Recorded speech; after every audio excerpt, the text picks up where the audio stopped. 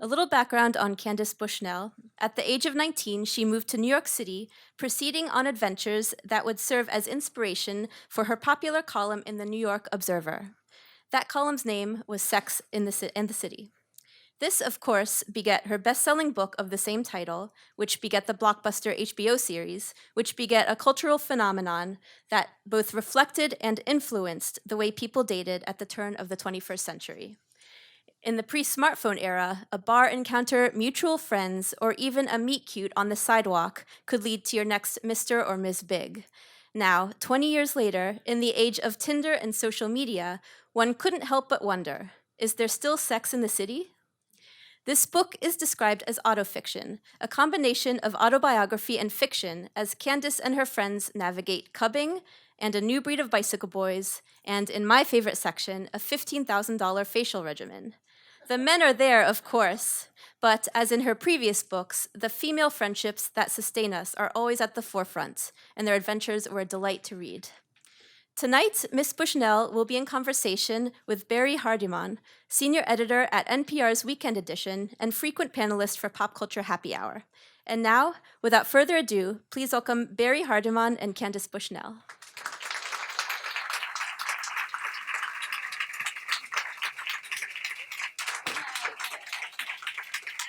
As you all know, or you don't know, I'm on Instagram a lot. So when I do these events, I want to say, hello, Washington, and give me a big Instagram welcome. Yay! Yay! Hello! Hello! Okay, I think that you guys will really enjoy this book, and I feel like there could be some characters that might be in this book that could be in the audience. Anyway, the inspiration for this book is very much the same inspiration I had when I was writing Sex and the City. When I started writing Sex and the City, I was a single woman in my mid 30s, and I had many friends who were like me, also single women in their mid 30s. And all of this should have been fine, except that there weren't supposed to be any single women in their mid 30s back in the mid 90s. In fact, if you were single then, people really thought that there was something wrong with you. You had baggage. And then this is my favorite part when I think back on it. I remember at once I was interviewing a lot of men about women in their 30s and whether or not they would date women in their 30s. And so many men said that 35 was the cutoff age for pretty much anything, including having children, which seems just so extraordinary to me today. And it really makes me feel good about how much things have changed. Or maybe not. Because, like a lot of my Sex and the City friends, which was really kind of a phase in women's lives, it's a period of time. And then so many of my Sex and the City friends, like me, they met their Mr. Big, they met their Mr. Bigger. Some of them met their Aiden, some of them met their Steve, and some met their Harry. But in any case, almost all of my Sex and the City friends went off and got married, and many had children. And I thought, well, everyone's got their happily ever after. Now what? Well, guess what? The happily ever after does not always last forever. And like a lot of my friends, I found myself once again single in my 50s and having to date again. At first, I didn't want to date at all because I felt like I'd been through the full relationship cycle. You meet somebody, you fall in love, you get married, and then probably have kids, and then you do all that, and then boom, you get divorced. My feeling was, why would anybody want to repeat the process? I was the only one who thought that way. Because all of my single friends who became single in their 50s, all of them wanted to start dating again. So I got pulled into this, and I had all kinds of adventures. I went on Tinder. Another thing that happened was that we all had to fight off these guys that we called cubs. And these are young guys in their 20s and 30s who are on the prowl for older women. And when I mean older women, I mean women like my age, 50s, 60s, somebody's mom from school, somebody who was at the PTA. I came across a few different types of guys.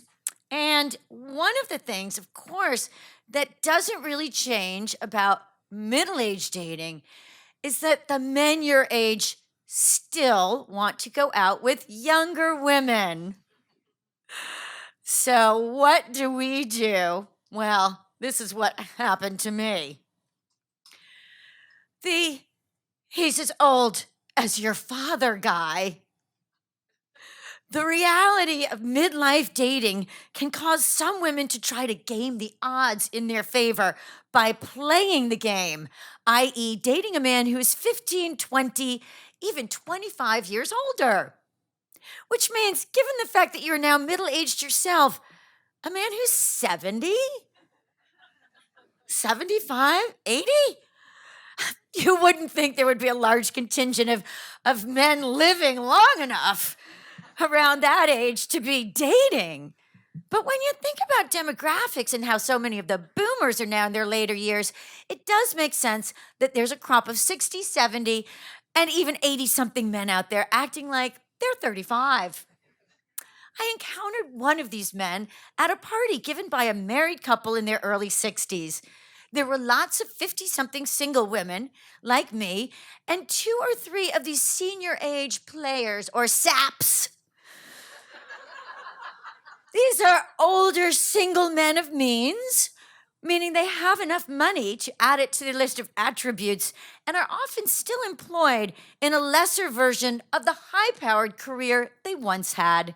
At some point during the party, I must have talked to one of these men because a few days later, Ron, the host of the party, contacted me to let me know that a fellow named Arnold was interested in taking me out. Ron was very excited about this and impressed.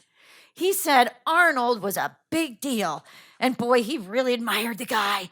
Arnold had played Ivy League football, and he was once an oil man and a newspaper magnate, and all the Park Avenue hostesses were always inviting him to their parties. He was sought after. I thought I remembered the guy, a tall, thick battle axe type who was definitely older. Too old for me, I decided. How old is he? I asked. Oh, he's just a little bit older than I am, Ron said. 68? These guys often lie about their ages. They fudge, somehow forgetting about that truth-finding device called the internet. Sure enough, when I Googled him, Arnold turned out to be 78. That made him much closer in age to my father than mine. My father was 83. Arnold was just 5 years younger. They couldn't have been more different, though. My father's very conservative, and Arnold apparently is not. According to Ron, Arnold used to be somewhat of a notorious wild man who went to Studio 54. Even to this day, Arnold still has much younger girlfriends, the last one being 35. I don't know how he does it, Ron said. I wanted to tell Ron that I didn't want to be the one to find out. And so I tried to say no to this potential date. Peer pressure, however, is one of the things I hadn't counted on in middle age. And when it came to dating, there was a lot of it. My friends kept reminding me that it was good to go out, and it was really good that someone had finally asked me out. When was the last time that had happened? Of course I should go. What's the harm in it? And besides, you never know. Of course, the problem with you never know is that so often you actually do know. I knew, or I was convinced I knew, that I was not going to date a 78-year-old man no matter how wonderful he was. What if he fell down? I didn't spend my entire life working this hard to end up taking care of a strange old person.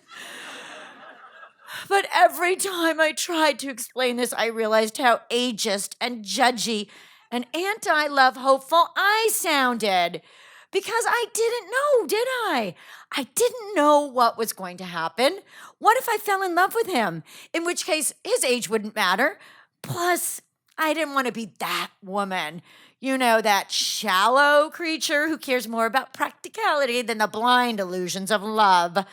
Plus, as Ron reminded me, I must feel so honored that a man as powerful as Arnold wanted to spend time with little old me. In preparation for the date, I went to my friend Sassy's house and we looked at photographs of Arnold on the internet. His photos went back about 35 years. He'd been a big man and rather handsome. Oh, honey, Sassy said, he could turn out to be absolutely wonderful. You must keep an open mind. And so arrangements for a date were negotiated. We could have gone to a restaurant in my town, but Arnold really wanted me to see his house, which was in another town about 30 minutes away. He could pick me up and he would take me to his house in his town, and then we would go to a restaurant in his town, and then we would go back to his house, and then I could spend the night at his house if I needed to, and he could drive me back to my house in the morning.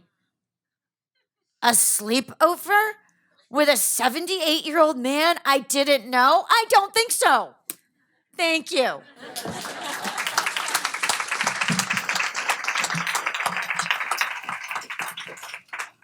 Yes. Good old Arnold. I don't think we should tell them what happens.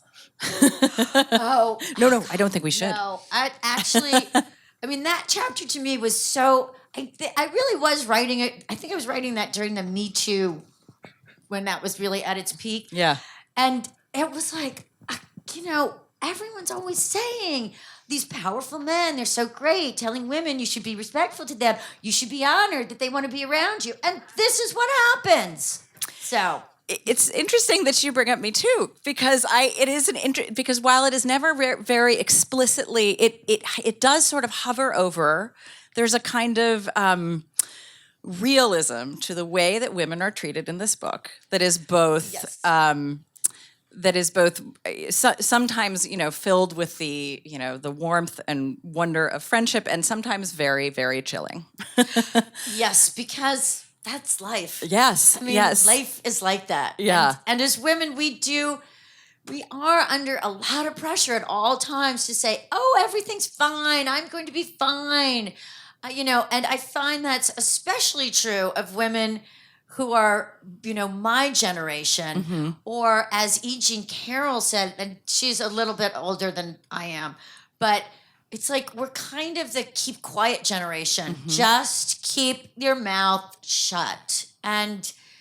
And so that's what we do. It's interesting too, though, that when I think of, for instance, when I think of you and when I think of E. Jean Carroll, I certainly do not think of quiet women. I think of women who are out here, really telling stories, and I that's something to aspire to, certainly. So let's go back to the beginning of the book, if you don't mind, because Yes. one of the things that I really love is that it begins in what I would say is kind of a almost a trademark way for you, in which it begins with both with a kind of comedy that is also very, very dark. Yes. It begins with a death.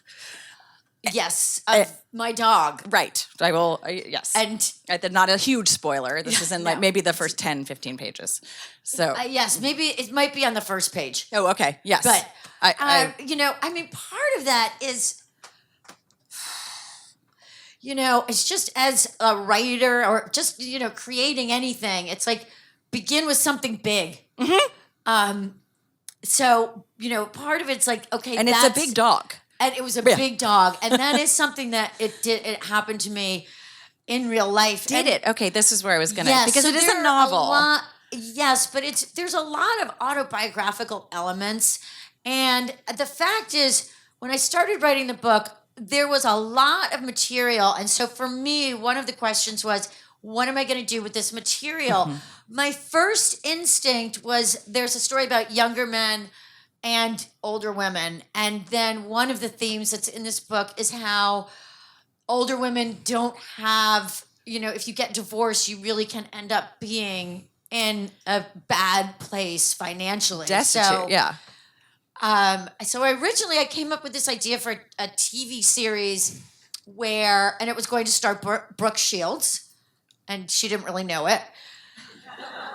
And she was going to play a madam, but it was going to be like 50-something women, 50-something women who her husband treated her horribly, and she had to come up with money, and there were all these young guys, and so she kind of made like a brothel. I know everyone's going like, oh, but it was supposed to be very... I like the Brooke Shields part. Funny and over the top, and I actually almost sold it to Netflix. But I didn't end up doing that. So I put that aside, so it was just like, how am I going to deal with this material? Because I did want it to also be anthropological in that way that Sex and the City is. I really wanted to examine what are the factors that come into play and affect the lives of women over 50. And I chose women and people over 50 for the specific reason that after 50, you're technically invisible. Traditionally, you're invisible. You're not really a demographic anymore. After 50, a lot of demographics end at 50. There's a great bit where you don't check any boxes on. Yes, and I had to, when I got divorced, I had to get a new mortgage and get my ex-husband's name off of it. I couldn't get the mortgage just in my name because I was single again and I was over 50. And can you believe it? Anyway. And I had the money to pay off the mortgage on top of it. So, I felt like I'm in the world, but it's like, you literally don't count. And that's a scary kind of feeling. And then I also saw, one of the things that one deals with is there's, our society is incredibly ageist. You don't understand it until you get to be older, and then you see it. But it's so internalized that there's also, I found I had a lot of ageist feelings, against myself and my own aging that I really had to come to grips with and actually dismiss it in my mind, because it's like everything that you've absorbed from society, it will keep you from moving forward. It's like, I wondered, gosh, is there any reason to even really try to do something new? Because I'm older, nobody wants to see it. Is there really any time? And then I realized this is all just negative ageism speaking to me. And that was... One of the things that I love, though, is that exactly the flip of that is what happens in this book, which is that it is actually, turns out that what happens is you get to reinvent. Yes. And there's a full circle kind of feeling. And part of it is also loss. There's loss at this time. And, for women, it's menopause. And, and someone said, well, why didn't you write more about menopause? Because it's women in their 50s, and a lot of women, they've already gone through that. They've already gone through menopause, so it's no point. And I call these women PMs, postmenopausal prime ministers of their own lives.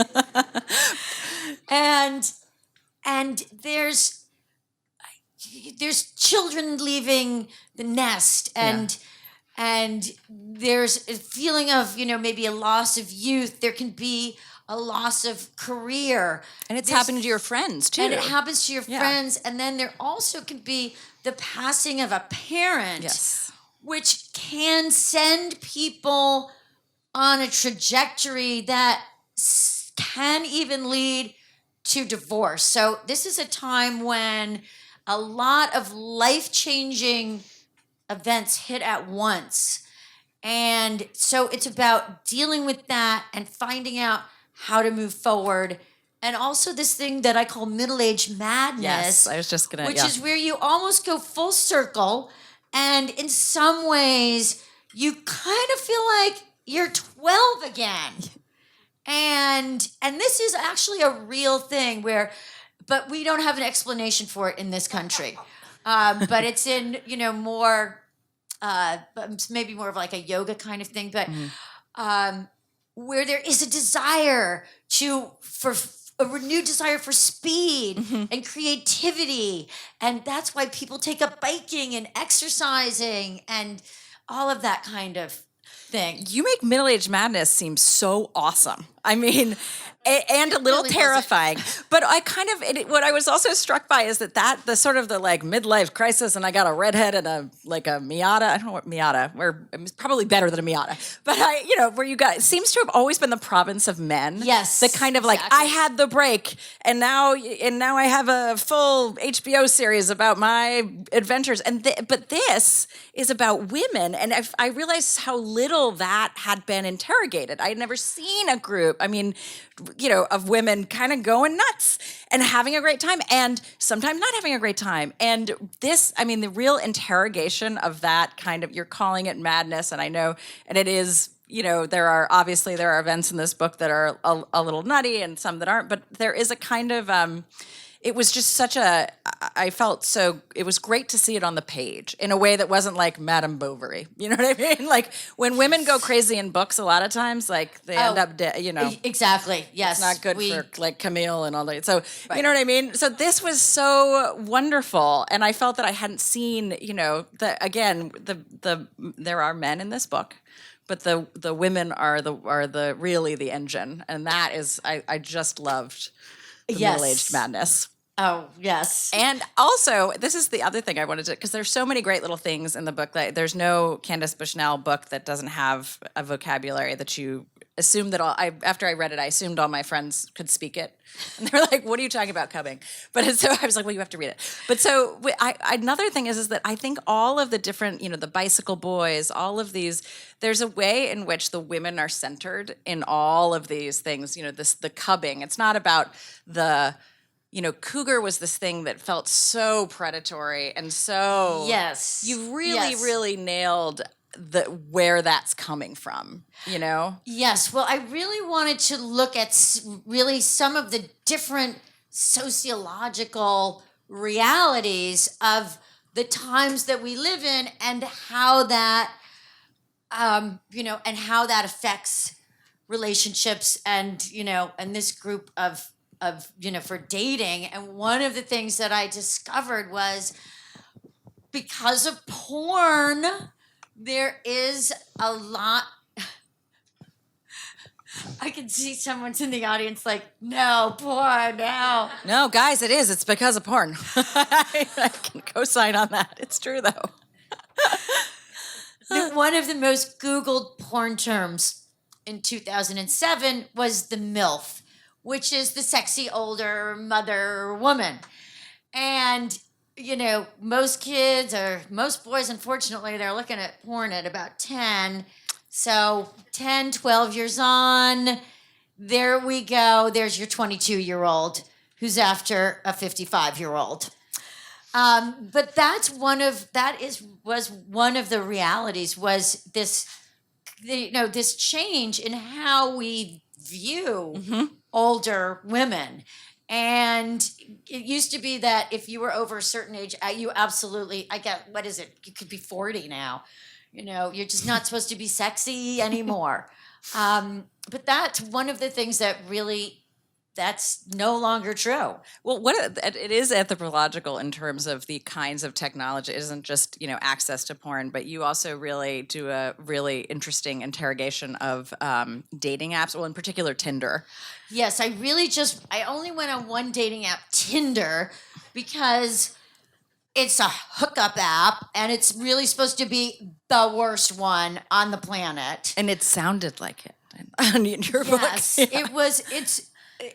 it was an interesting experience because one realizes that these things they're not really about dating. They're really about money. And younger people certainly feel that the only way they can meet people is on a dating app. And a friend and I went to a bar. At one time, it was like kind of a hot pickup bar. Like, I think some Real Housewives went there. Like, there was some boyfriend of one of the Real Housewives who was always spotted at this place, who started trying to pick up other women and getting caught. But my friend and I went there, and we saw some attractive men, and we tried to catch their eye, and no go. And then my friend had a friend who'd been dating, and she was in her early 40s, and she was going to explain it all to us. And what she explained was that you do not look somebody in the eye at a bar anymore. It's like Clan of the Cave Bear, like everybody, if they're there, they've already made their arrangement to meet somebody. Yeah. Or if they haven't, they're on the app looking to meet someone to tell them to come there. But so nobody's really in that moment. There's this very poignant moment where one of the girls that you've invited, the Tinderellas, you call them, that you've invited over to explain the ad, says, "Tell me, what were dates like to you?" Sort of says, explain what that was. And there's this, you do have this sense of like that a time has gone by. Yes, and that was one of the things that I interviewed a lot of a little group of 25-year-olds. They broke my heart a little. I was so sad. They really had, everybody has bad experiences dating, but there were good experiences too. Mm-hmm. It wasn't all one bad thing and one disappointment after another. It was like, okay, I got a couple of bad experiences, but hey, I just met somebody in person and we actually do get along and I'm having a good experience. And I'm sure everybody here's had that feeling of like, I could be in love, and then it continues. But what happens these days, even if they, think that something's gone really well. This is something that I heard quite a bit. You think it's gone great and you think you're really getting along, and then you see each other maybe for a couple weeks, maybe even a couple of months, and then they disappear. Mm-hmm. And people are really left feeling very confused. It's like there aren't sort of any satisfying explanations for people's behavior, and there's nothing to learn from it. They just didn't like you, right? Which it doesn't feel good. There's a lot of rejection and a lot of disappointment, and that was what I felt so much with these young women. And I have to say, I really, really felt sad, and it was, it was very upsetting.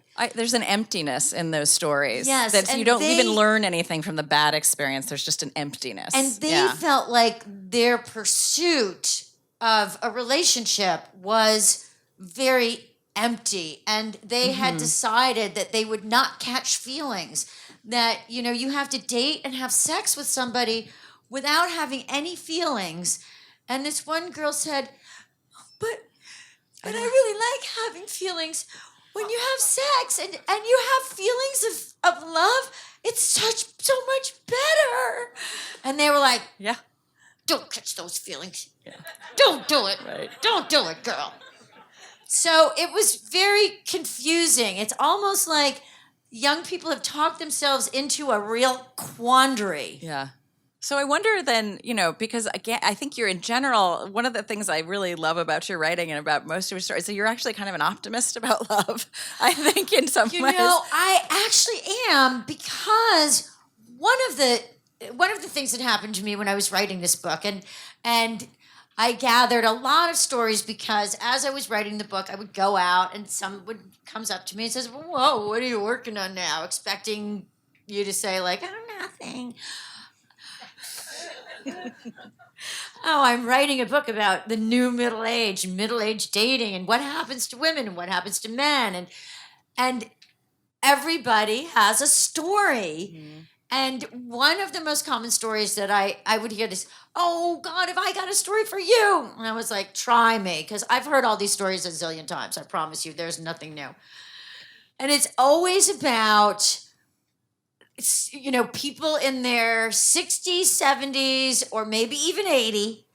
They went to the wedding of a child or something, or they went to a funeral.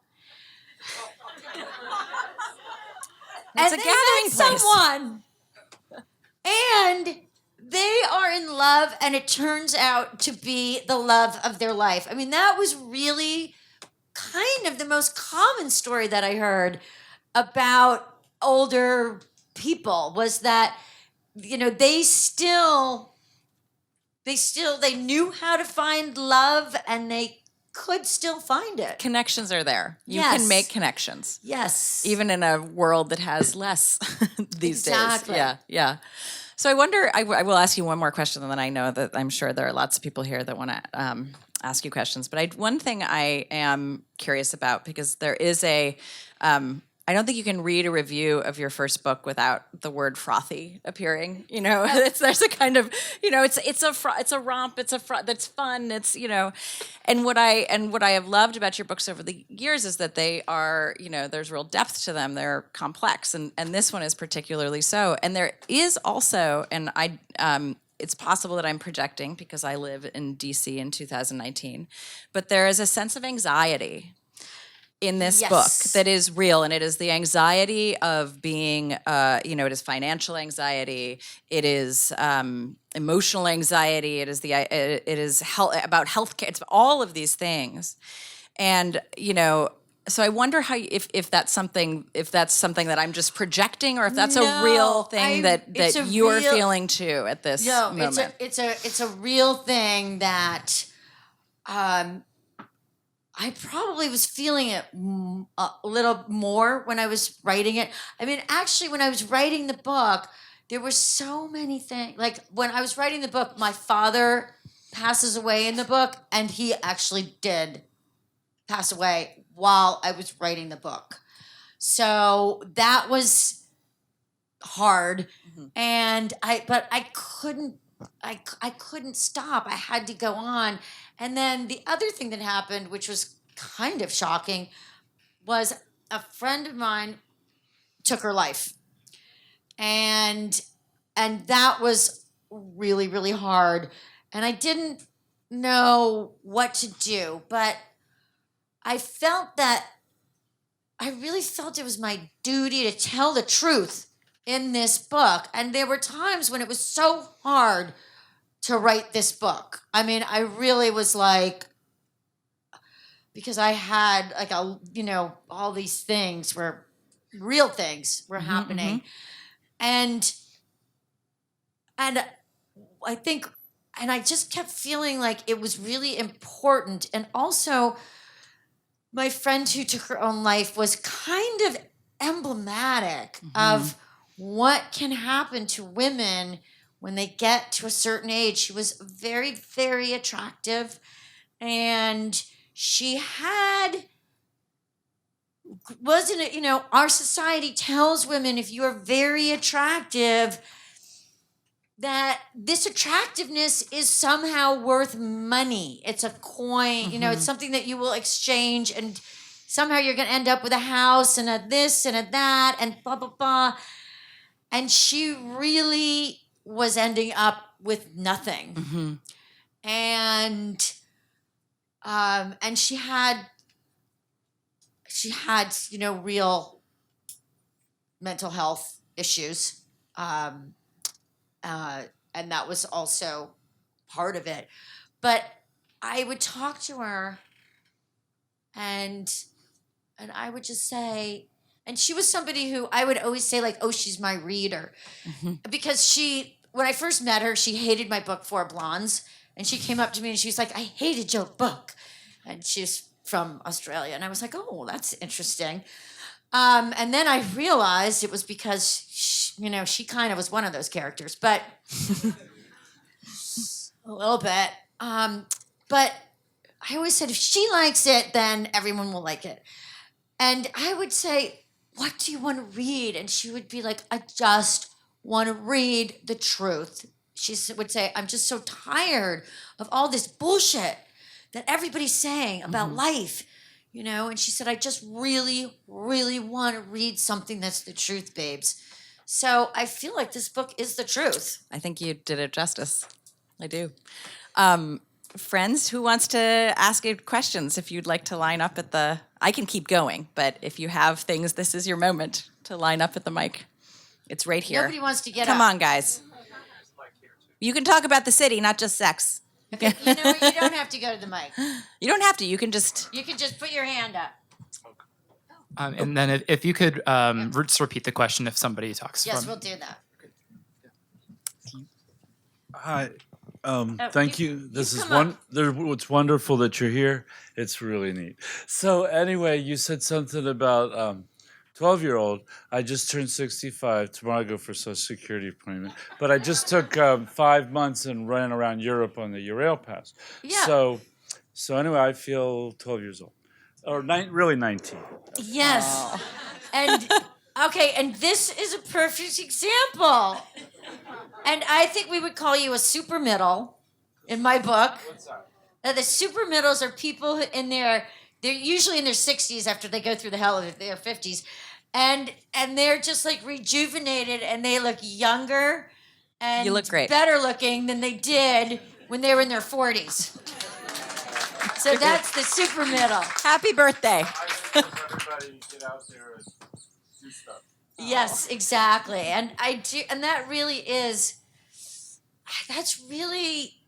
one of the things that I learned in this time is you know what, it really kind of is bonus time, because years ago, I think the percentage of people over 50, it was maybe like 10%. So nobody cared. But now it's 30%, and it's soon will be 50% of the population will be over 50. And people are living longer and, working longer. So I call it the new middle age, because it is a time when, you may have a totally different career. You get to may have a reinvent. different family. It's, it's like another segment. Yeah, I just registered for school too. There you go. Good for you. Look at you. I was going to say. It's going to happen. I have a boyfriend, but I have a boyfriend called MNB, my new boyfriend. And that was another thing that I discovered writing this book was I did find that, at first when I was doing this, I was thinking, nobody's ever going to find anybody. But the reality is that there are so many people out there in their 50s and 60s, men who, they don't want somebody who's 35 because they think it's freaking ridiculous and they have nothing to say to them. But I have seen people find partners again, and in some ways they know you're looking for something different because you're not looking to reproduce in general, right? And the other thing that happens is everybody goes a little bit more towards the middle. Mm-hmm. So sometimes it's like, hey, you know what? The Mr. Biggs ain't looking so good. And that Harry who's the nicest guy in the world, that's who you want to be with at this time. So, It's good advice. they're in the front. They're like, no, we are never, ever going to go out with Harry, ever. He's such a doll. Yes. Did you touch on Facebook and what you're connecting on Facebook through Messenger? Or? You know, I didn't because I don't go on Facebook. I haven't for a while. I don't know. I never liked it. I don't know. I always thought it was kind of weird. And at one point, I think I had like 70,000 followers. I don't even know how I got them. So I've always found Facebook like so annoying. Like people can send you messages. It's like, you know what? I don't really want to connect with people from my school, okay? I want to be friends with Miley Cyrus. That's why I'm on Instagram. I was gonna say Instagram is then that's where you want to be. Yes. I was wondering, as someone who's a writer who's well known for writing about relationships, did it put a lot of pressure on you having to go back out there to date, being so well known about different types of relationships? Well, you know, at first I didn't want to do it at all. Like when I first got divorced, I don't think I was divorced for 6 hours. And this is an exaggeration. Before I got a call from Tina Brown. Like, Candace. She wanted me to go out there. She basically wanted me to do this book, but this book has a lot more in it than besides dating. But she wanted me to go back out there and start dating again and report on it as a person over 50. And, you know, when I first got divorced, as someone said, an editor at The Observer who'd gotten divorced, I was like, oh, how does it feel to be divorced? And he said, it feels like I'm walking around filled with broken glass. And I thought that was a really good analogy for how one feels. And I absolutely did not want to date again. I was kind of bitter. And I had to leave New York, which was dumb. Never leave New York. Because if you go back, it's gone so much farther. You're like, I'm trying to catch up. And yes, and when I got the call to do the Tinder piece it was the editor-in-chief of Cosmopolitan magazine, and she was 25, and she sent me an email, which meant it was really important. And then she said we could have a conversation on the phone. I was like, this must be big. And I was nervous about it.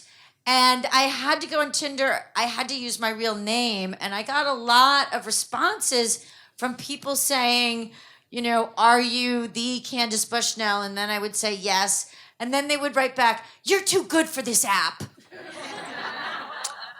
So that was kind of fun. Thanks. Yeah.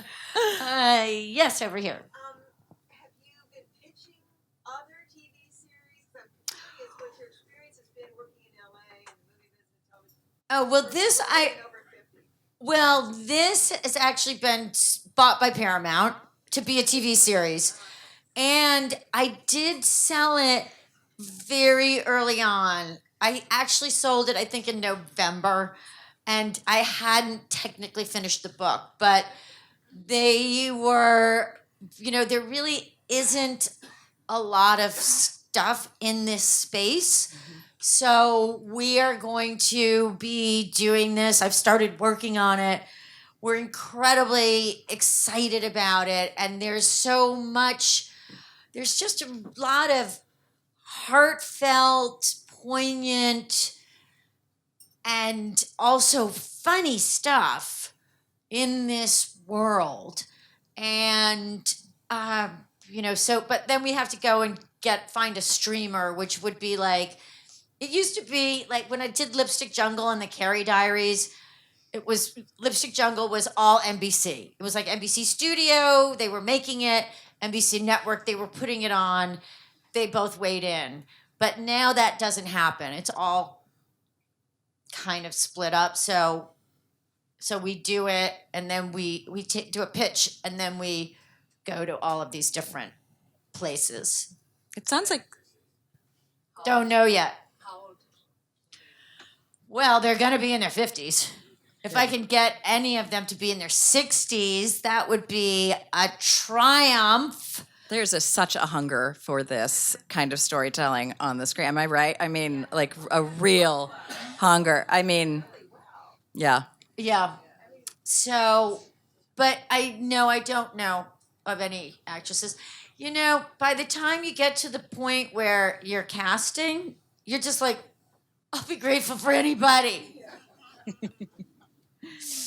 I kind of want to play myself and be a side character, that comes on every now and again.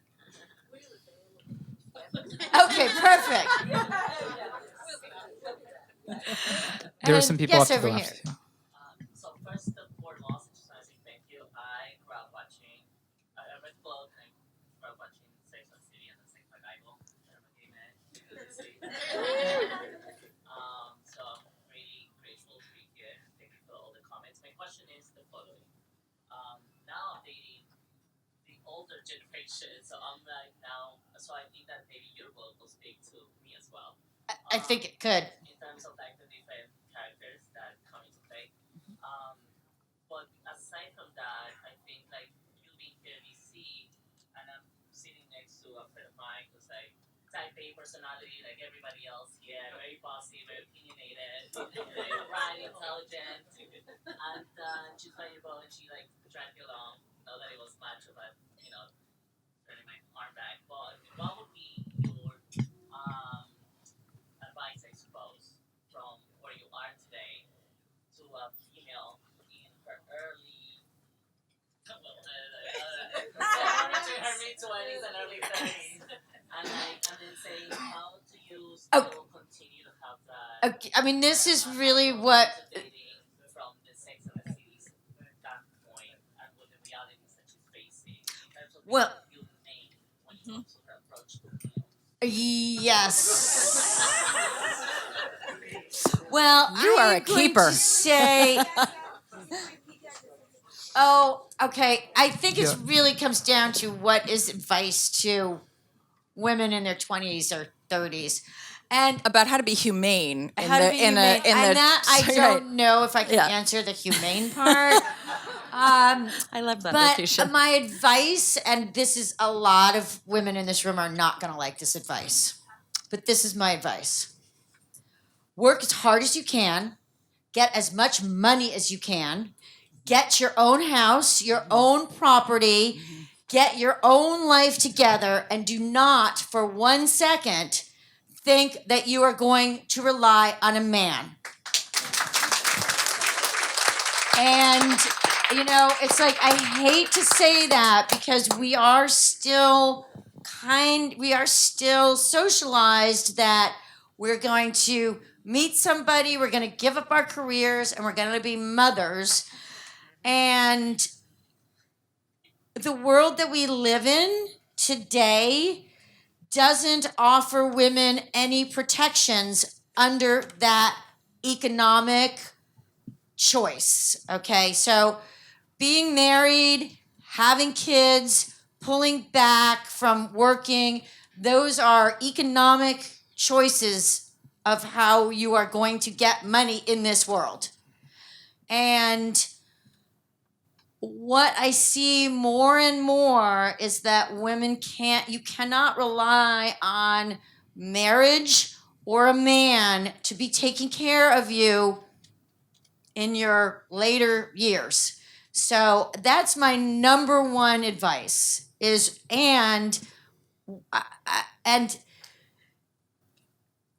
I just don't think we say enough to women how fulfilling it is to make your own money and to be really successful. And these are, I'm sure everybody wants to tell you to be worrying about children and all of that. I meet a lot of women in this day and age who they don't necessarily even want to have children, and that's okay. That is your choice. We need all kinds of people in the world. And, as women, we don't all have to have the same lives. So that's what I would say, and try to figure out like what you want to do. If you want to have children, then approach these things in a grown-up fashion. I think that too often as women, we leave things sort of higgledy-piggledy. Maybe I'm going to meet the right guy. Maybe he's going to come along. Maybe I'm going to have this. Maybe I'm going to have that. What happens to a lot of women is you haven't been in a relationship for a long time. You meet a guy, you're with a guy. Guess what? Being with somebody all the time in the house, it's not always that great. Heterosexual relationships by nature tend to be incredibly patriarchal. No matter, what you do. I mean, heterosexual women think they can get around this. But when you dig deep, have you ever watched Married at First Sight? And the fact that heterosexual relationships tend to default to a very patriarchal structure is something that surprises a lot of young women. And they're like, you know what? I don't like this. This isn't how I was taught that I'm supposed to be treated. So that's another thing that makes it difficult as well. That's such good advice, though. I think put yourself first. Do you? I have, so we'll take this question here, and then we have a question at that mic, and then a question right here, and then we'll cut it off right there. Okay. Oh, yes. My question is along those same lines, but kind of on the other end of the age spectrum. My mom got divorced about, I want to say like 3.5 years ago, and she's done a great job of kind of redefining herself as who she wanted to be prior to that marriage. She's become a police officer, and she now owns her own business, but she hasn't really gotten into the dating scene as much as I know she wants to. So what advice would you have if she was your mom, coming from me? What advice could I give her to kind of get back in there and get what she wants out of? Okay, well, there's no way she could be my mom. She would be my friend. This is one of the things that I love about Is There Still Sex in the City? Because I do see a lot of young women like you. You come because of Sex in the City, but your mother she is this Is There Still Sex in the City woman. And, one thing that happens is this is also a time when a lot of women say, you know what, I've been in a relationship. I've been number 2 to everybody for the last 20, maybe 30 years. I don't have kids, but if I had kids, I will tell you, my kids would be number 1 and I'd be like number 20. So that's just human, the way we are as humans and women. But women they've been putting somebody else first, and now it's like a relief. I don't have to do the care and feeding of a relationship. So I found that a lot of women, they are just naturally going to take a break from relationships. And you know what? That's great. That's totally fine and actually normal. Sorry, I didn't date anybody for 5 years after I got divorced. Like when you've been married and you get divorced, like most people don't get married thinking, "Oh, I'm going to get divorced." Like you really think it is going to last and you have found the love of your life. And when it doesn't work, it rocks your world because that thing that you really believed in, you're like, it's not true. And so then it means a lot of other things may not be true as well. And you kind of have to reconstruct your belief system a bit. So that's probably where she is. And if she's doing all these things, I'm sure the one thing that women of my generation know how to do is we know how to date in person. Okay, like we know how to go up to a guy and say, hey. Okay, great. And then one more question. Oh, are you having... Actually, I didn't have a question, but okay. I do now. Oh, okay. Let's go right here then. Yeah. Okay. Oh, I'm Hi, sorry. Candace. Hi. Sorry I was late, but I was working. I feel like, okay, I guess you can hear me okay. I want to tell you a funny story about Sex in the City. Sure. So my daughter, it was 15, 16 years ago. or whatever. And I used to nurse my baby and have her play while I was watching Sex in the City and thinking the words didn't really matter to her. One day she walked in, toddled in, and said, "Mom, what's a blowjob?" Blowjob. So we said, yeah, okay, that's good. So, but she still knows about it because she knows it's one of my favorite, like, nighttime watching and rewatching, and it's actually helped me a lot, and I really appreciate that. I love what you just said about how women need to be, make their own money, be their own person. My mother, she was a Harvard Med trained pediatrician, and she died a long time ago, and it was really sad, and actually that's another story, too long. But anyway, I always remember that was one of the things she told me for sure. Make sure you have your own profession, no matter what you do with a guy. So I do have my own profession, and I brought up my daughter, and we shared, and we did a lot of this 50-50. There's still the patriarchal stuff going on. So now she's a young woman, and I think because she's had all the stability, she started going out with someone at 15 and has been with him for quite a long time now. And broke up recently. And the same thing happened to my nephew. Started really young. So I feel like this whole thing, like Holocaust survivor parents, second generation Holocaust survivors. So we had a lot of stuff to work through.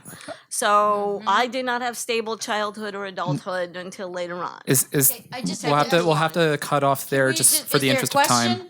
So I guess the question is like, I'm just saying, like, the younger people now are getting a chance to have a more stable relationship earlier on, and we didn't. And so I'm just finding this balance is like, okay, I'm supposed to be in this, like, what do you call it?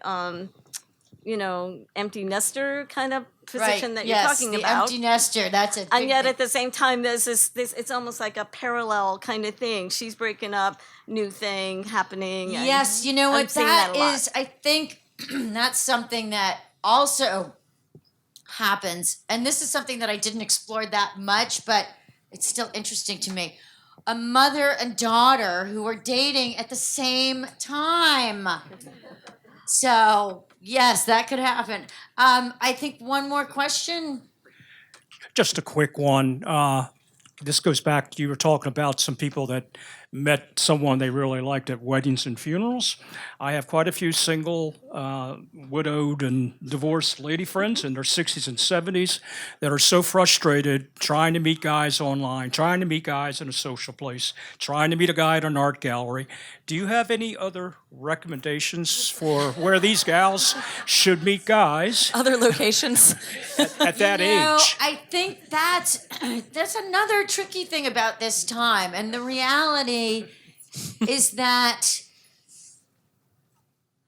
you have to be able to be okay without a partner. You have to be able to be okay alone. You have to be able to sit with yourself and like yourself and be okay with yourself. And that's another thing that I found that one really needs to learn and embrace at this time. So, I mean, I think, it's a time when things that maybe worked in the past are not necessarily going to be working for you. And there are women out there of that age who, they've really been brought up that they're always supposed to be with a man. And then they're not with a man, and then it's a disaster. So, that's the other side of the coin, is that, we all have to accept that there are going to be times in our lives when we are going to be single. And that's okay. And that's why there are girlfriends. Yay. So anyway, I have to wrap it up, but I want to thank you all for coming. Thank I you. hope you will pick up your copy of Is There Still Sex in the City? Thank you, everybody, for coming out.